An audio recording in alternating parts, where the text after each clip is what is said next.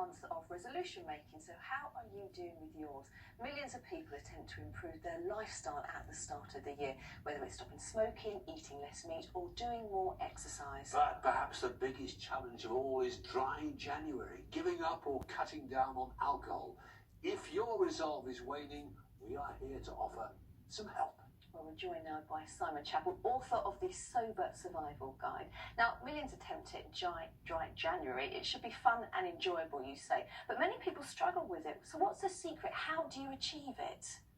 I think the key with dry January is that a lot of people do it on willpower, and willpower is a bit like a muscle. If you imagine holding a weight above your head for 30 days, dry January can feel a bit like that, and it wears out eventually. If you can do it where you work on changing your mindset about drinking, going from a place where you feel like, I can't have a drink, I'm being deprived, to move into a place where you just don't want one. You can find complete freedom, not just for January, but for a lifetime if you want it. And the important thing you say is, if you fail, if you fall off the wagon, if you start drinking again, don't feel bad about yourself. You're not a failure. Yeah, absolutely. Instead of feeling like a failure, and a lot of people have a drink during dry January, and that's fine, you're much better to just look at the information you learn from it and use it to make yourself stronger and just gather the data. Now, you went the whole hog. Your drinking was so bad you were an alcoholic and you quit forever. How difficult was that? It was tough at first, and I had to put in a lot of work. There were lots of teary meltdowns and difficult times, disrupted sleep at the start and mood swings. But as time passed, it got easier and easier, and I actually found happiness in my life. But even on your wedding day, you had a problem, didn't you? Yeah, absolutely. Yeah, well, I was dancing on the table and had to be forcibly removed by the staff.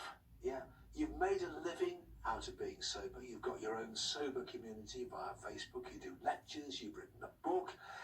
Is the problem of alcoholism actually getting worse?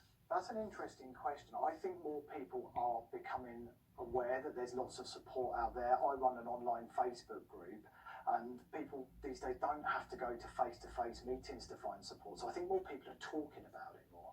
Yeah. Now, you say quit drinking, you say it's like learning a new skill. It takes practice. But is it worth it? Is it either the short or the long term? Yeah, absolutely.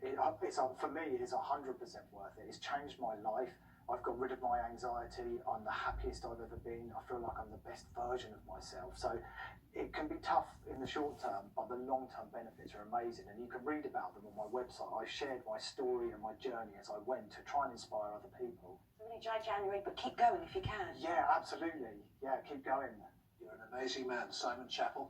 Thanks for sharing your story with us. Thanks for having me.